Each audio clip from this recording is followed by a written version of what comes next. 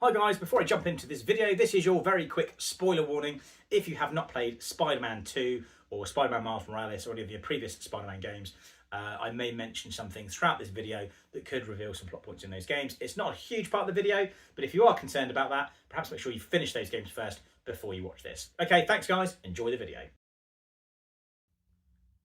Hi guys, it's Triangleface here from Retro Gaming Revival, and today I wanted to talk about my pitch for Spider-Man 3. Now, if you were clicking on this video because you thought you'd get some news on an actual Spider-Man 3 release or any rumours, that's not quite what this video is. This is just me doing sort of a bit of a fan fiction speculation on what we could potentially see, or what really specifically I would like to see. So if that's what you're looking for, that's not what this video is about, but stick around because you might still enjoy yourself and have some fun discussing this as a thought-provoking exercise. So, what do I want to see in a Spider-Man 3 game? Well, Spider-Man 1, Spider-Man Miles Morales and Spider-Man 2 on the PS4 and PS5 respectively have been some of my favourite games of recent years. They've got absolutely brilliant features, really cool combat and fantastic story. So I want to make sure that the story stays strong. One thing I would like to see though is some different locations, because all of the games so far have been set in New York and it can get a bit samey, and there's quite a lot of just sort of going around picking up collectibles and things like that. So I would really like to mix it up and change that up a bit and go to different places, which I'll get into. So first off, where does the game start? So the game picks up where the previous game ended. Peter Parker is running the new foundation and Miles Morales is New York's primary Spider-Man. We jump forward a certain amount of time and we see Peter Parker is moving into his first new office. So he's moved out of his garage and is now in his first office. It's not as big and extravagant as the one that they had with Harry in Spider-Man 2, but it's a start, and he's moving up and he's got his office. Peter and Mary Jane are unpacking boxes and we see Miles Morales as Spider-Man swinging past. There's something going on outside. Maybe there's some police sirens or some gunfire or something, and Peter looks out the window longingly, and Mary Jane can tell that he really wants to get stuck in. So she gives him the all clear, gives him the thumbs up, go help him out, go be Spider-Man.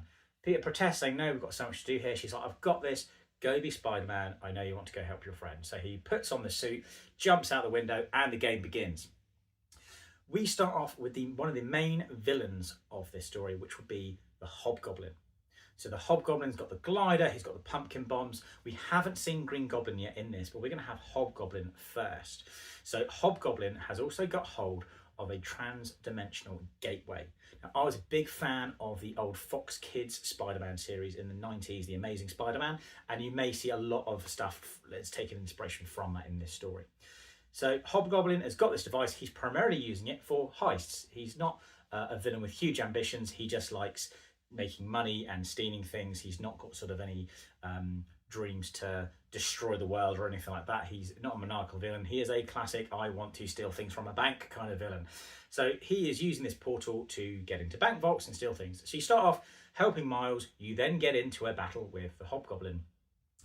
There was a really good segment in Spider-Man 2 where the Black Cat stole a wand from the Sanctum Sanctorum from Doctor Strange, and you were teleporting through different areas. That sequence I thought was great. So more of that. You'll be jumping through and find yourself in different places around the world as Hobgoblin is trying to get away from you with his money that he's stolen from the bank. During this, you find yourself in a completely different world. First discovering that dimensional gateway is not only teleporting, it can also cross different dimensions. So you find yourself lost in a different world, in the world of 1602. If you're not familiar with 1602, it's a brilliant sort of what if spin-off comic where all of the Marvel characters have just sort of appeared too early. You've got the X-Men are there as the witch breed and they're burned at the stake as for being witches. You've got Nick Fury is the captain and knight of the Queen's Shield. You've got Doctor Strange is a wizard there and things like that. So there's all the different Marvel characters in different situations because the year is 1602. So when you find yourself here, you're cut off from Miles, you're cut off from Mary Jane. There's no more podcasts, there's no more radio shows, you can't phone Genki. All of that is gone, you're on your own and you're isolated. At this point in the game, I think that's a good time to strip back all of your gadgets, because that's one thing you get from building up your games. You've got all these different gadgets, all these different things. You're not going to be able to replenish your gear in a different dimension, so you are reliant on your inherent abilities as Spider-Man. So the start of the game, you spend some time in the world of 1602. I think we're a great place to explore, great to see different characters and how they are different in that universe. You eventually find yourself trying to speak with Doctor Strange to help you out, see if he can get you back home. And Doctor Strange is aware that there is another entity or person watching you, and he wants to try and get in contact with them. Now, you may be thinking this is the Watcher. I'm actually going to do a bait and switch here. It's not the Watcher watching you. You then find out and meet up with Madam Web. So you find yourself in Madam Web's lair. Madam Web is concerned that the Hobgoblin tampering with the transdimensional gateway is causing problems across the multiverse, and she needs Spider-Man to intervene and stop him. This is then the central hub for the game. So you can go to Madam Web's lair and there'll be portals to different worlds where Hobgoblin has caused some sort of ruckus, stolen an important artifact that you need to get back, and various other things that need to be going on. At this point, you can touch base with Miles and Mary Jane and make sure that the New York of your world is safe and under control. What I'd like to do here is have some side quests where you get to play as Miles. Miles is fully leveled up with all of his powers, all of the lightning venom, and all that stuff that he can do. So you can just have fun having those big battles with Miles Morales as and when you do the different side quests that are happening over there. The rest of the game, however, you play purely as Peter Parker, and he is the one that is on this quest to try and save the multiverse. This is where you can have lots of creative fun, because it is a multiverse, anything goes. You can introduce characters that you might think have been killed off. You can have gender-swapped versions of different characters. You can have a world where the villains are heroes and the heroes are villains. All sorts of fun you can have.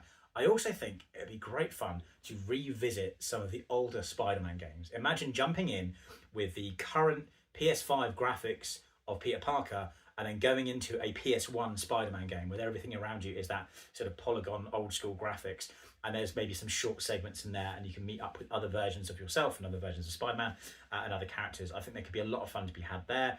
And just having lots of different cameos with different characters and things like that. I think it'd be great to have maybe a world where everything's been overrun by vampires and you can introduce Blade, and then Blade can help you, fight the vampires in that world and go back. So the game continues. Every now and then the Hobgoblin shows up and you have a battle with him trying to sort of get this resolved, and then he eventually gets away and those little segments continue. At a certain point in the game, you'll then defeat the Hobgoblin and stop him and take the transdimensional gateway device off of him, and it looks like things are going to go your way. You then look at the device and see the insignia inscribed on the side says Oscorp. That's when we hear the iconic cackling laugh of the Green Goblin, who swoops in and takes that device off of you, and he then becomes the main villain of the story, replacing Hobgoblin with effectively a stronger, more powerful, more threatening version of the same sort of villain, and that sort of fight continues. The game continues, allowing you to go to different worlds. You can go back to different dimensions you've been to previously to complete any side quests or collectible challenges, but the main story is the world hopping from world to world, chasing after the Green Goblin. In a conflict with the Green Goblin, you do finally get his mask off and reveal that it is Norman Osborn. A lot of people might have been thinking about that point from the tease at the end of Spider-Man 2, that it was going to be Harry Osborn. So, you reveal it's Norman Osborn. Turns out Norman Osborn has tested the G serum on himself before being willing to give it to Harry. In the meantime, Oscorp have also been working on this transdimensional technology, and he has observed other universes, and he feels that in every universe, Peter Parker or Spider-Man betrays Harry in one form or another. And with the G serum affecting his mind, he just becomes obsessed with getting revenge on Peter Parker and Spider-Man. And that's kind of where we are now at. So you've got to continue to fight Norman Osborn, and I don't think you can beat a classic. I think this is going to all come together in Peter Parker trying to reach Norman, thinking he's getting through to him, and then he is impaled on his own glider when he tries to betray Spider-Man and stab him in the back, akin to scenes we've seen in the comics before and in the cartoon series and in the Tobey Maguire Spider-Man film. I think we recreate that scene. Spider-Man leaps over the back, and then the glider goes into him, and that kills off the Green Goblin. We might think that's the end of the story, But we then return back to New York thinking everything's fine, and we then enter the final chapter, the other character that was teased in Spider-Man 2, Carnage. So Miles has been trying to look after New York, and some of the time that you've been gone, Carnage has arisen and is terrorizing New York. And unfortunately, Carnage then does get his hands on the trans-dimensional gateway. And again, a plot from that old 90s Spider-Man cartoon that I mentioned. His plan is to detonate a bomb inside a trans-dimensional gateway, eliminating all of reality. Because at this point, he's just gone off the deep end. So that's the final challenge of the game, entering the final chapter. And this is where you can get lots of different support and help from all the characters you have helped across the game. Different versions of Peter Parker, different versions of characters that are allies of Peter Parker, all coming together to try and stop Carnage. And one thing I wanted to throw in there as well is one of the characters, a scientist, perhaps Dr. Connors or one of the other characters that everyone's familiar with, will give Peter a serum that could enhance his spider powers and tells him to take it with caution. He maybe thinks about taking it before fighting Norman Osborn and does not, but when it gets to the final conflict with Carnage, he decides he has no other choice. He has to take the serum to make sure he's strong enough to save New York one more time.